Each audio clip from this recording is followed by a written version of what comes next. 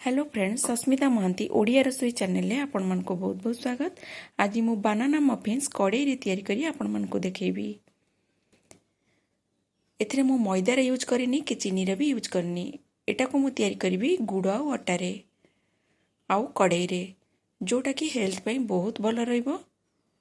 मु एठी silicone mould use करछि। चाहिले आपण स्टील गिना रे टिके तेल लगे कि मैदा डस्टिंग करके आपण बनै परिबे। चलतु बर्तमान तैयारी करवा स्टार्ट करवा।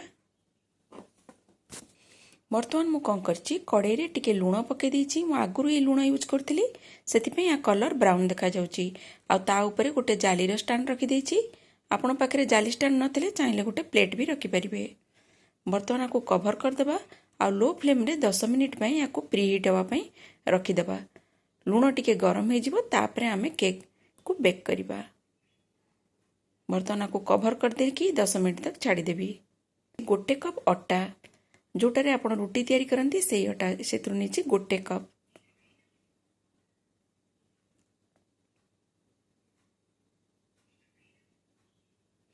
गुड़ नीचे आधा कप। 100 ग्राम।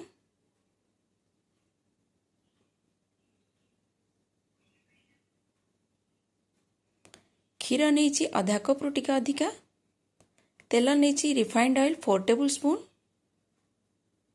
गोटे कदली आ काजू बादाम को छोट छोट काटिकी रखी। चाहिए को यूज करेंगे ना अवॉइड करेंगे। Vanilla essence 1 teaspoon. Baking soda 1/4 teaspoon. Baking powder 1/2 teaspoon.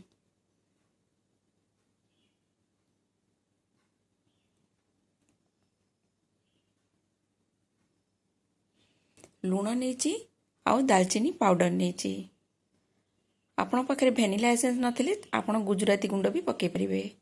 बर्तमान मु गोटे मिक्सचर जार नहीं गली, ग्राइंडर नहीं गली, से मु कदली को छोट छोट काटिकी पकईदेली। बर्तमान एथिरे क्षीर पकईदबा, तेल पकईदबा, गुड़,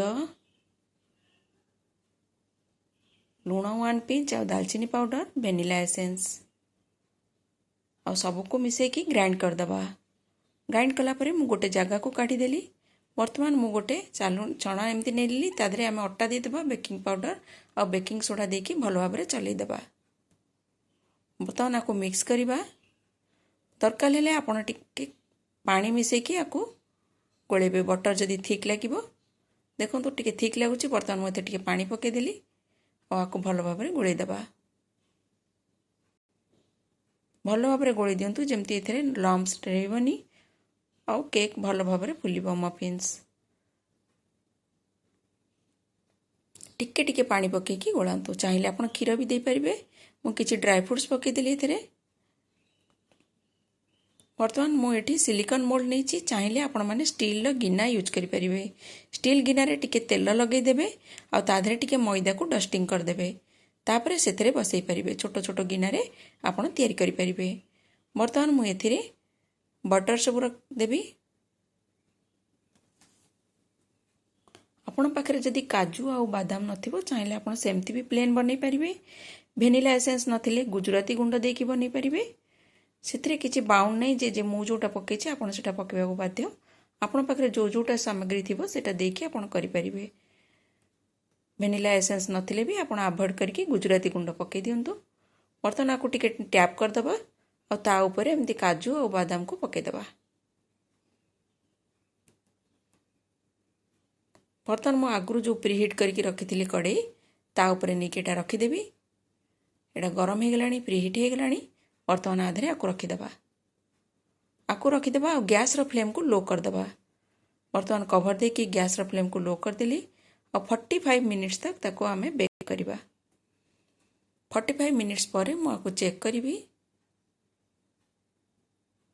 35 रु 45 मिनिट्स भितर आपण चेक करने। देखंतु एटा हेई जाईची। मु गोटे टूथपिक पुरे देखली क्लीन आसिला। जदि क्लीन आसिला आपण जानि देबे जे एटा हेई जाईची। वर्तमान ठंडा हैला परे मु आको काढी देबी। देखंतु बनाना मफिन्स रेडी हे गला।